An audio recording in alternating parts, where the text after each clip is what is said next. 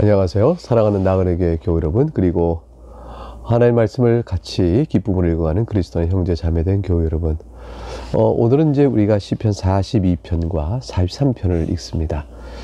42편은 시편 전체를 5권으로 분류할 때 두 번째 책의 첫 번째 나오는 시편입니다. 그러니까 우리는 이제 41편으로 시편의 5권 가운데 1권이 끝난 거죠. 42편은 43편, 오늘 같이 읽을 43편과 더불어서 하나의 본래 시였던 것으로 생각합니다. 근데 그게 나중에 이제 분리되어져서 되어 있지만 본래 하나의 시였을 것이라 이렇게 생각합니다. 그것은 이제 내용을 보면 알겠지만 같은 후렴 구절이 있기 때문에 그렇죠. 근데 왜 분리했을까? 근데 각각의 이제 시편 43편의 내용만으로서 또 그 후렴을 가지고 또 노래할 상황이 있으니까 분리해서 불렀던 것이 각각 2개의 시편으로 우리의 기록이 남겨졌을 것이라 이렇게 봅니다. 이 시편 42편은 굉장히 유명한 시편이죠. 우리가 또 많은 성도들이 주 앞에서 이 시편 42편을 통해서 많은 위로를 받고 또 눈물의 찬송을 올렸던 그런 시편입니다. 예컨대 이런 거죠. 성도가 하나님을 찾습니다. 근데 아무리 찾아도 또 아무리 부르짖어도 답이 없을 경우, 그 절망감을 어떻게 하겠어요? 그 가운데 있을 때 성도가 어떻게 그 상황을 극복하며 신앙의 인내 가운데 지낼 수 있을 것인가? 이 질문에 대한 답을 오늘 시편 42편은 우리에게 말해 줍니다. 그러니까 성도의 절망에 빠진 성도들의 아픔과 공고함과 탄식과 잘 공명되는, 그러면서 인해서 하나님 앞에 나가지 못한 절망감이에요. 이제 그 하나님부터의 단절입니다. 하나님으로부터 단절된 상황을 고통으로 느끼고 주 앞에서 울부짖는 그런 시편이라. 그 주님과의 회복을 간절히 바라는 그런 시편이죠. 이 여전히 살아계신 하나님을 바라볼 이유를 찾도록 권면하는 그런 내용으로 이제 이 시편이 이어져 가게 됩니다. 아마 누가 썼을까 할 때 고라자손의 시로 되어 있는데 실제 내용은 다윗이 썼을 것이라고 생각합니다. 다윗이 압살롬에게 쫓겨나가면서 지은 시를 고라자손이 이제 다시 그거를 편집하고 다시 불렀을 것이라. 언제 불렀을까요? 바벨론의 포로로 끌려가서 하나님의 성전 앞에서 예배할 수 없었던 그 비참한 상황을, 이 다윗이 압살을 쫓겼던 상황의 시편을 가지고 고라자손이 다시 편집해 불렀을 것이라. 이렇게들 이제 성경학자들이 의견을 내놓습니다. 내용을 한번 보죠.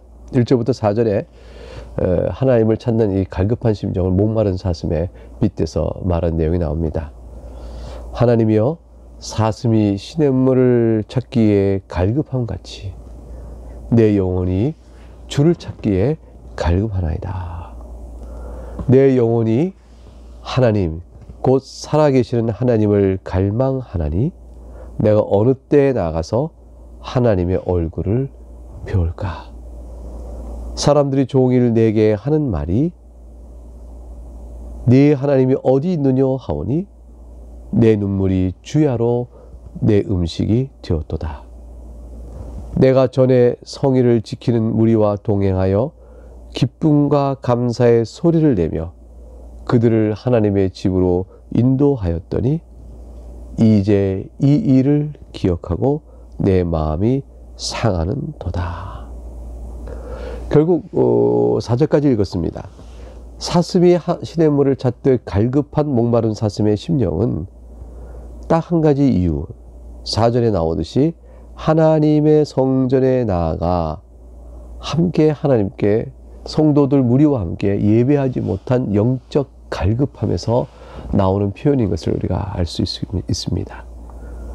사람들이 하나님 앞에 나와 예배도 못하고 슬퍼 울고 있는 가운데 내가 어떻게 하나님 앞에 나가 살아계신 하나님을 갈망하며 그 앞에 예배하고 그 앞에 얼굴을 배울까? 이전에 말한 것은 어떻게 하나님께 예배할까? 그런 거 아니겠어요? 예배도 못하게 흩어져 있는 상황, 성전은 회파된 상황, 그 사람들이 조롱하죠. 네 하나님이 어디 있느냐? 네가 어디 가서 하나님 만날 거냐? 네 성전, 하나님의 성전 다 회파됐다. 모이고자 하나 모일 수 없는 상황 속에서 눈물로 적시는 거죠. 과거의 성일에, 거룩한 안식일에, 거룩한 주일에 사랑하는 성도와 함께 모여 예배했던 그 장면이 너무나도 아슬한 겁니다. 멀리 있는 겁니다. 다윗의 경우 압살롬이 쫓기니까 하나님께 나와 성전에서 예배하지 못했고, 바벨론에 포로로 끌려간 이스라엘 또한 하나님께 예배할 수가 없었습니다. 사랑하는 교회 여러분, 만약 우리가 교회에 모여서 예배당에 모여서 예배할 수 우리가 없다면 어떤 탄식을 우리가 할까요? 그 예배당에 모이지 못하는 이유가 만약 기독교적 박해 때문에 우리가 흩어져 있을 수밖에 없고 성도가 모이지 못한다면 우리 눈에서 눈물이 그칠 수 있겠습니까? 근데 지금 상황은 비록 박해 때문은 아니지만 예배 회집을 방해하는 악한 것이 있죠. 그것이 결국은 코로나19 사태로 인해서 우리는 지금 자유스럽게 모이지 못하고 우리 마음 자체도 많이 연약해져 있습니다. 하나님께 나가 예배해야 되는데 자꾸 연약해져 있습니다. 교회가 얼마나 소중한지, 함께 예배하는 것이 얼마나 소중한지 우리는 시편 42편을 통해서 그 심정을 헤아려보며 우리에게 적용시켜보면 우리가 알 수가 있습니다. 5절에 그러나 이런 상황 중에서도 용기를 내라고 스스로 자문자답을 합니다. 내 영혼아 네가 어찌하여 낙심하며 어찌하여 내 속에서 불안해하는가. 너는 하나님께 소망을 두라. 그가 나타나 도우심으로 말미암아 내가 여전히 찬송하리로다. 네가 어찌하여 낙심하느냐 내 영혼아. 스스로에게 말하죠. 내 속에서 불안해하는가 스스로 말합니다. 사실 근데 이것은 쉬운 상황이 아니에요. 왜냐하면 다윗의 경우는 쫓기고 있는 상황이잖아요. 압살롬에게 쫓기고 있는 상황인데 자기 스스로에게 말하기를 하나님께 소망을 두라. 아니 이 상황을 하나님 바꿔주셔야지 소망을 두죠. 그리고 이 상황을 허락하신 하나님이 어떻게 된 것인가 이렇게 물어볼 만하지 않겠어요? 그러나 분명히 말합니다. 다윗은 이러한 쫓기는 상황에서도 하나님께만 소망을 두고 스스로 낙심하지 마라, 불안하지 마라 이렇게 이야기하고 있습니다. 사랑하는 교회 여러분, 여러분이 만일 어떤 일로 인해서 예배당에 나와 예배할 수 없는 상황이 되었다 쳐보십시다. 도무지 사랑하는 성도들과 함께 어울려 그들과 함께 하나님을 찬송했던 얼굴도 알고 이름도 알고 그런 무리들 속에 더 이상 나아갈 수가 없는 상황이 됐다 쳐보십시다. 그래도 여러분은 하나님께 소망을 두어야 합니다. 예배를 박해하고 또 모이지 못하게 하는 악한 세력이 있다 하더라도 그렇게 모이지 못할 때라도 우리는 하나님께 소망을 두어야 합니다. 여러분 스스로 말하시기 바랍니다. 내 영혼아 하나님께 소망을 두자. 내가 왜 불안해하느냐, 왜 낙심하느냐. 하나님 날 사랑하신다. 내가 주께 나가자. 약속을 붙들고 주께로 나가자. 주께 도우실 것이라. 이렇게 하고 나가야 하는 것입니다. 그 믿음으로 힘을 내어야 하는 것입니다. 하나님을 여전히 줄곧 항상 그렇듯이 찬송해야 하는 것입니다. 여러분 상황이 무엇이든지 말이죠. 어떤 상황이든지 이것은 그대로 적용되는 상황입니다. 6절부터 10절까지 하나님께만 소망을 둘 수밖에 없는 이유에 대해서 몇 가지 설명이 나갑니다. 6절, 내 하나님이여 내 영혼이 내 속에서 낙심이 되므로. 그래서 아까 말했죠. 내 영혼아 왜 낙심하는가 절망하는가 스스로 자문자답했지만 무너져가는 자기 속을 보고 있는 겁니다. 내가 요단 땅과 헤르몬과 미살산에서 주를 기억하나이다. 이거 뭘까요? 하나님께 나에게 해준 은혜를 때를 기억하는 거죠. 내가 속에서 자꾸 낙심이 되니까 가만히 있어봐. 요단 땅에서 헬몬산과 미살산에서 주를 기억하나이다. 다윗이 쫓길 때 자기를 보호했던 하나님의 손길을 기억하는 것이죠. 과거에 하나님께서 이스라엘을 보호하사 요단 땅에서 헬몬과 마살산에서 그들을 보호하고 풍요를 주었던 그때를 생각하는 겁니다. 그러나 그것은 과거일 뿐. 지금은 뭐죠? 하나님의 큰 심판의 손길 안에서 모든 대적들로 말하면 조롱을 받고 하나님께 나갈 수 없는 상황이 되어졌습니다. 현재 상황은 그렇지만 과거에 하나님 나를 사랑했던 때를 기억하며 오늘에 적용시켜 미래를 바라봐야 하는 것입니다. 사랑하는 여러분, 지금 여러분이 놓인 형편이 여러분이 하나님 향한 하나님의 전부가 아닙니다. 여러분 지금 어렵고 절망스럽고 힘들다고 할 때 하나님과 사랑했던 때를 생각해 보세요. 여러분 그것이 원수로 박해를 받아 많은 손해를 받고 어려움을 당할 때라도 하나님을 생각하고요. 또 여러분이 죄 중에 있어서 하나님과 가까이 갈 수밖에 없는 큰 어려움이 있다 할지라도 과거에 하나님 나를 사랑했던 때를 생각하며 하나님께 나를 다시 붙들어 주실 것이라 생각하고 주를 기억하며 낙심하지 말고 나가야 하는 것입니다. 원수가 나를 둘러싸도 하나님 나를 지켜줬던 생활을 생각하면 그 원수를 하나님 물리쳐 주신다. 이전에도 이런 원수를 하나님 물리쳐 주셨다. 그 지금의 하나님이 살아계시니 나 또한 또 도와주실 것이다. 지금 또한 도와주실 것이다. 이렇게 믿는 믿음으로 나가야 하는 것입니다. 7절. 그래서 내 영혼아 왜 소망을 돌아? 하나님께 소망을 돌아는 이유를 밝히고 있는 것이죠. 과거에 하나님이 도우시지 않았냐. 7절. 주의 폭포 소리에 깊은 바다가 서로 부르며 주의 모든 파도와 물결이 나를 휩쓸었나이다. 이거는 뭐냐면 당하고 있는 고난이 지금 얼마나 큰가를 말해요. 주의 폭포 소리가 확 내리면 깊은 파도가 확 소리치고 광풍이라고 막 일어나면 그 파도와 물결이 휩쓸어지면 사람은 뭐죠? 죽음이죠. 얼마나 큰 공포가 있어요. 감당할 수가 없는 겁니다. 그 하나님의 그 이 놀라운 고난이 계속 닥쳐오니까 여기서 하나님의 징계의 손을 바라보고 또 이런 고난 속에서도 하나님께 울부짖으며 나아갑니다. 왜냐하면 그런 상황 속에서 의지할 바는 누구밖에 없어요. 하나님 인자하심 밖에 없는 겁니다. 여러분이 어쩔 줄 몰라 몸부림을 치거나 감당할 길이 없어서 해결책이 보이지 않거나 여러분이 가슴을 치며 엎드려야 될 상황이 생기거나 또는 어디로 의지할까 싶어 의지할 곳 없어서 막 힘들 때 그것이 무엇이든 말이죠. 하나님의 인자하심을 보고 나가야 합니다. 지금 이 시편은 바로 8절에 이런 상황 속에서 8절에 낮에는 여호와께서 그 인자하심을 베푸시고 밤에는 그의 찬송이 내게 있어 생명 하나님께 기도하리로다 합니다. 결국 어떤 상황이라도 어떤 상황도 하나님의 주권적 손길에 벗어나는 게 없죠. 내가 당하는 이 고난을 하나님께서 아시는 거거든요.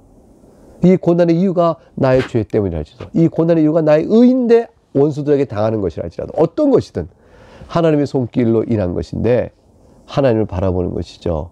그리고 하나님의 인자하심을 낮에 베푸시는 인자하심을 보고 밤에는 그의 찬송을 내가 부릅니다. 밤에 부른다는 찬송은 고난의 끝을 보는 새벽을 암시하는 거죠. 캄캄한 밤의 고난 속에 있더라도 내가 찬송을 부르니 그 끝이 보이는 거죠. 새벽이 옵니다. 생명의 하나님께 그래서 기도하는 것입니다. 9절. 내 반석이신 하나님께 말하기를 어찌 나를 잊으셨나이까. 내가 어찌하여 원수의 앞절로 말미암아 슬프게 다니니까 하리로다. 내 뼈를 찌른 칼같이 내 대적이 나를 비방하며 늘 내게 말하기를 네 하나님이 어디 있느냐 하도다. 그래서 기도하리로다. 생명의 하나님께 기도하지 않습니까? 그때 그 생명의 하나님은 나의 반석이에요. 그 하나님께 묻는 거죠. 어찌하여 나를 잊으셨습니까? 어찌하여 내가 원수의 앞뒤로 말며 슬프게 다니하니까. 하나님이 잊으셨을까요? 잊지 않으시죠. 잊지 않으셨습니다. 그럼 이 표현은 뭘까요? 너무 힘들다고 말하는 거예요. 하나님 너무 힘들어요. 하나님 어찌하여 나를 잊으셨습니까? 잊지 않으신 하나님께서 마치 잊은 듯 내가 이렇게 큰 고통이 있으니 하나님 너무 힘들어요. 그 얘기죠. 하나님은 여러분을 잊지 않으십니다. 여러분이 얼마나 힘든 가운데 있다 할지라도 하나님 잊지 않으십니다. 그러면 여러분에게 말씀합니다. 여러분의 반석이신 하나님께 기도하시고 하나님께 소망을 두시기 바랍니다. 내 뼈를 찌른 칼같이, 그리고 그 뼈를 찌른 칼이 얼마나 고통스럽겠어요. 나의 대적이 말하죠. 비방합니다. 네 하나님 어디 있느냐 말합니다. 조롱합니다. 하나님 여기 계시오라고 다 얼른 내놨으면 좋겠는데 하나님 어찌하여 나를 잊으십니까? 라고 말할 만큼 하나님 멀리 계시는 상황이에요. 이 원수들의 조롱에 내가 답할 것이 없는 거죠. 그럴 때도 어떻게 하겠습니까? 11절. 내 영혼아 네가 어찌하여 낙심하며 어찌하여 내 속에서 불안해하는가. 똑같은 반복된 후렴이 나옵니다. 두려워하지 말라는 거예요. 너는 하나님께 소망을 두라는 것입니다. 그가 나타나 도우시는 말미암아 네 하나님을 여전히 찬송하리로다. 우리의 슬픔을 화관, 기쁨으로 바꿔주시고 우리가 쓴 죄를 화관으로 바꿔주시며 포로되었던 상태에 우리를 노임받게 하시고 우리를 춤추게 하시는 겁니다. 여러분의 슬픔이 무엇입니까? 여러분의 아픔이 무엇입니까? 여러분의 고통이 무엇입니까? 여러분의 억울함이 무엇입니까? 여러분을 둘러싼 원수들의 핍박과 박해는 무엇입니까? 그 어떤 것이라도 인생 사는 동안에 하나님을 의지하시기 바랍니다. 내 영혼아 어찌하여 불안해하는가. 여기까지가 시편 42편이었습니다. 근데 오늘 우리는 시편 43편도 같이 봅니다. 계속 이어서 보겠습니다. 43편은 짧은 시편입니다. 이것은 불과 5절, 5절밖에 되지 않아요. 그런데 다섯 번째 절이 바로 지금 방금 읽었던 내 영혼아 네가 어찌하여 낙심하며 어찌하여 네 속에서 불안해하는가. 너는 하나님께 소망을 두라. 그가 나타나 도우심을 말미암아 내 하나님을 여전히 찬송하리로다. 바로 그 말을 시편 43편에서 5절에서 그냥 그걸 그대로 반복해야 합니다. 그러니까 시편 40편 43편은 같은 시로 여겨지죠. 시편 43편에서 올라와서 이렇게 됩니다. 1절 하나님이여 나를 판단하시되 경건하지 아니한 나라에 대하여 내 송사를 변호하시며 간사하고 불의한 자에게서 나를 건지소서. 하나님 나를 판단해 주세요. 나를 샅샅이 내 심령을 아시는 주님 살펴봐 주세요. 간사하고 불의한 자와 저가 다르지 않습니까? 저희가 간사가 없고 불의함이 없습니다. 하나님만을 신실하게 섬겼고 하나님 뜻을 내가 사랑하며 살고자 했습니다. 하나님이 그러니 저 악한 이방인들과 같은 자들, 저 원수된 자들, 하나님을 대적하는 자, 교만한 자들, 간사하고 불의한 자들에게 저를 건져 주시옵소서. 경건치 않은 나라 이방 나라로부터 내 송사를 변호하여 주옵소서. 하나님께서 나의 송사를 들으시면 나를 변호해 주시고 나를 구원해 줄 것입니다. 그러므로 2절에 하나님은 주는 나의 힘이 되신 하나님이십니다 라고 고백합니다. 상황이 이렇게 어려울지라도 주는 나의 하나님이십니다. 여기 믿음이죠. 상황이 우리의 믿음을 세워주는 것이 아닙니다. 하나님을 향한 믿음이 상황을 이기게 하는 것입니다. 어찌하여 나를 버리셨나이까? 내가 어찌하여 원수의 억압으로 말미암아 슬프게 다니나이까? 이런 상황에도 하나님만을 의지하는 이 믿음의 시편 안에서 시인의 이 노래 시편의 위로와 기쁨은 무엇으로 답이 모아지냐면 3절 4절에 그 답이 이루어집니다. 그것은 바로 하나님의 성전에서 예배하는 기쁨입니다. 3절 주의 빛과 주의 진리를 보내시어 나를 인도하시고 주의 거룩한 산과 주께서 계신 곳에 이르게 하소서. 하나님의 성소여 성전에 나아가 예배하기를 원하는 마음으로 이렇게 표현하고 있는 것이죠. 4절 그런즉 내가 하나님의 제단에 나아가 나의 큰 기쁨의 하나님께 이르리이다. 내가 하나님의 제단, 속죄의 시은소가 있는 곳, 하나님의 어린 양을 바치고 모든 죄를 사함받고 하나님과 화목해 되는 바로 그 자리, 예수 그 십자가 앞에 나가가 똑같은 거예요. 우리 다 같이 십자가 앞에 나갑시다. 예수 십자가 앞에 엎드립시다. 같은 말을 하고 있는 거죠. 나의 큰 기쁨이 하나님께 이르리다. 십자가를 통해 바라보는 하나님은 나의 큰 기쁨이요 나의 위로요 나의 소망이죠. 그러므로 하나님이여 나의 하나님이여 내가 수금으로 주를 찬양하리다. 우리가 온 것으로 온 마음을 다해 하나님을 찬양하지 않습니까? 그러니까 시편 42편에서 아까 우리가 뭐라고 그랬어요? 왜 슬픔이 어디 있다고 그랬어요? 왜 낙심합니까? 내가 4절에 보세요. 전에 성의를 지키는 무리와 동행하여 기쁨과 감사의 소리를 내며 그들을 하나님의 집으로 인도하였는데 근데 지금 그렇지 못해서 눈물이 흐르고 있지 않습니까? 그러니까 시편 43편에서 3절에 바라는 소망은 뭐예요? 주의 빛과 주의 진리를 보내어 주의 거룩한 성과 주의 계신 곳에 이르게 하소서. 이게 소망의 답이죠. 성일의 모든 성도가 함께 모여 주 앞에 나아가는 것. 그래서 주 하나님의 제단 앞에 나가서 나를 모든 속죄하시고 큰 기쁨 가져주시는 하나님과 화목하게 되는 것. 그거 외에 내 찬양이 따로 없습니다. 5절 그래서 다시 한번 확신을 갖고 자기 영혼을 향하여 자문자답합니다. 내 영혼아 네가 어찌하여 낙심하며 어찌하여 내 속에서 불안해하는가. 너는 하나님께 소망을 두라. 그가 나타나 도우시는 말미암아 내 하나님을 여전히 찬송하리로다. 사랑하는 교회 여러분, 이 5절의 이 구절을 한 3번만 읽어보시기 바랍니다. 여러분 스스로 입을 소리내서 점점 큰 소리 내면서 내 영혼아 네가 어찌하여 낙심하며 어찌하여 네 속에서 불안해하는가. 너는 하나님께 소망을 두라. 하나님 제가 하나님께 소망을 둡니다. 이렇게 한번 해보십시다. 그가 나타나 도우시는 말미암아 내 하나님을 여전히 찬송하리로다. 하나님 결코 그의 자녀를 버리지 않으십니다. 여러분을 버리지 않으십니다. 여러분을 내버려두지 않으세요. 하나님께 소망을 두시고 낙심치 말고 도우심을 구하며 불안하지 마시고 믿음의 길로 달려갈 수 있길 바랍니다. 그러한 여러분에게 여러분이 놓인 형편이 어떠든지 이 믿음을 견고히 세워가는 그러한 성도들을 주님께서 훗날 크게 높이고 칭찬해 주실 것입니다. 여기까지 오늘 살피겠습니다. 내일 다시 만나겠습니다. 감사합니다.